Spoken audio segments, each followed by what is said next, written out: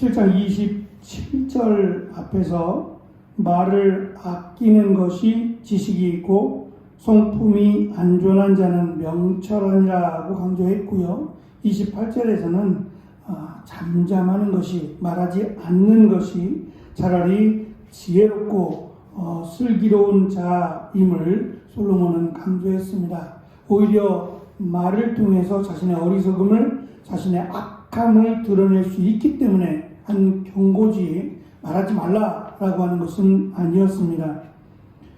본문은 그 27, 28절과 내용이 이어지는 것처럼 계속해서 악한 자의 말과 지혜로운 자의 말을 대조해서 교훈하는데, 당시 말이라고 하는 것은 마음의 상태 또는 마음의 성품을 보여주는 열매로 생각했다고 합니다. 그래서 마치 그의 말을 들어보면 그의 마음의 상태나 그의 마음의 성품을 알 수 있다라고 하는 것이 그들의 생각이었다고 합니다. 특히 4절에서 셈의 어떤 비유적인 표현으로 지혜로운 자의 말은 사막에서 솟아나는 마치 오아시스와 같이 깊이 있고 신선한 것으로 솔로몬은 강조합니다. 그래서 차라리 바보라도 입을 다물 수만 있다면 지혜롭게 보이겠지만 미련한 자에게는 그마저도 불가능한 것임을 2절에서 또 한 번 강조하고 있습니다.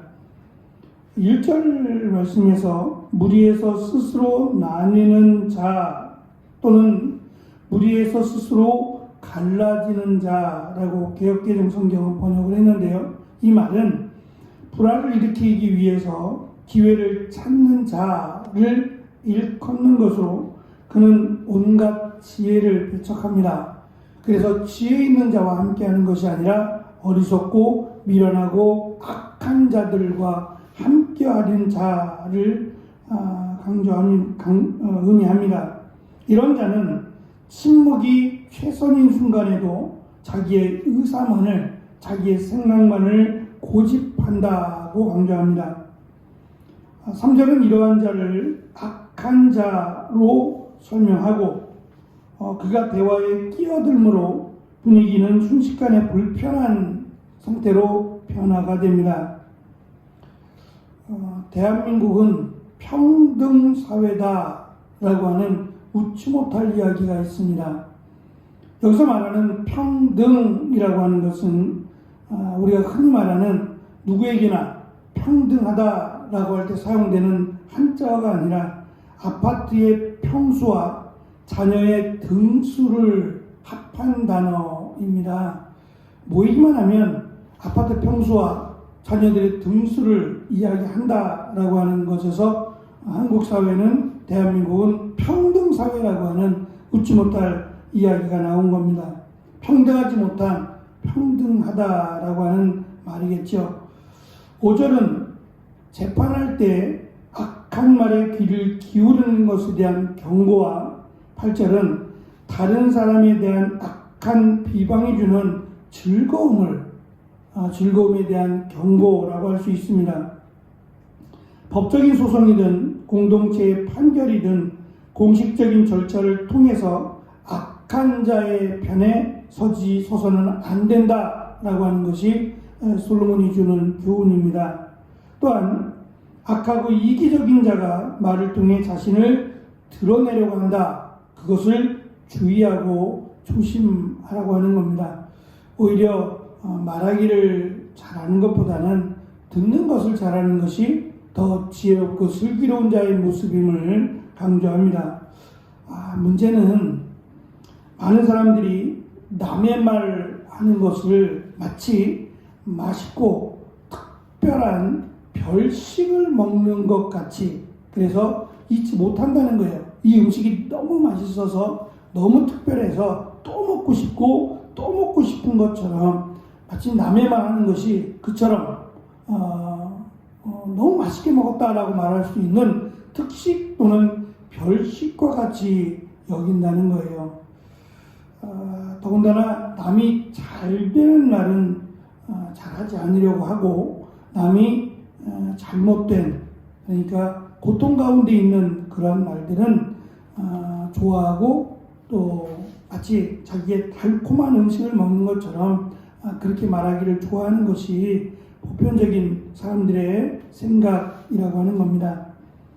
나무의 잎에 돋친 가시는 자신을 보호하지만 사람의 입에 돋친 가시는 자신을 파멸시킨다라고 하는 말이 있습니다.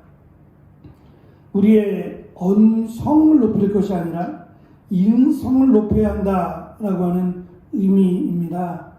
우리가 하는 말이 어쩌면 우리가 살아가면서 보여지는 또는 우리가 사용되는 우리 자체를 놓고 볼 때 가장 많이 사용하는 것 중에 하나가 말일 겁니다. 누구나 할 수 있고 또 내가 몸을 잘 가누지 못해도 말은 할 수 있기 때문이기도 합니다. 그래서 가장 많이 사용되는 우리의 신체 부위 중에서 가장 많이 사용되는 것이 말인데, 이 말이 다른 사람에게 상처를 주거나 또는 다른 사람을 비방하는 그런 데 사용되면 결국 그것이 자기를 죽인다라고 하는 것이 솔로몬이 경험한 솔로몬의 인생에 대한 교훈이라고도 할 수 있을 겁니다. 그보다는 말이 적더라도, 적게 말하더라도 내가 그 사람을 위로하고 또 세워주고 격려해 줄 수 있다면 그것이야말로 다른 사람에게 가장 큰 도움이 되리라고 생각합니다. 크게 태풍의 피해가 없이 이 우리나라를 관통해서 지금 북한 쪽을 지나가고 있는데, 물론 저 밑에 아래 동네 강원도 밑에 지방 쪽으로는, 동해안 쪽으로는 많은 어려움도 있었던 것 같습니다. 특별히 뉴스를 주시해서 봤는데도 사망사고가 크지 않아서, 큰 태풍임에도 불구하고 크지 않아서 감사하고, 또 세력이 약화되어서 걱정을 했는데 이제 쉽게 지나가서도 또한 감사합니다. 어려움 처한 이들이 빨리 일상으로 돌아올 수 있도록 잘 복구되고, 또 이러한 어려움들이 생기지 않도록 우리가 너무 환경에 대해서 무관한 것은 아닌가 라는 생각을 합니다. 뉴스에서 그런 얘기를 하더라고요. 바다의 수온이 29도였다고 합니다. 바다의 수온이 올라가면 올라갈수록 이런 태풍이 온다는 거죠. 바다의 수온이 올라가는 이유는 이 환경의 문제입니다. 지구가 뜨거워지고 있다라고 하는 것이 결국은 이런 문제를 자꾸 야기하고 있는 인간의 이기적임 때문이 아닌가라고 하는 생각을 가져봅니다. 어찌됐든 우리가 조금이라도 더 환경을 생각하고 또 이 어려움이 우리나라에 또는 주변에 있지 않는가를 돌아볼 수 있는 그런 은혜가 있었으면 좋겠습니다. 한 주간도 은혜 가운데 잘 마무리하시고 또 주일을 잘 준비하는 귀한 하루가 되어지시기를 축원합니다. 기도하겠습니다.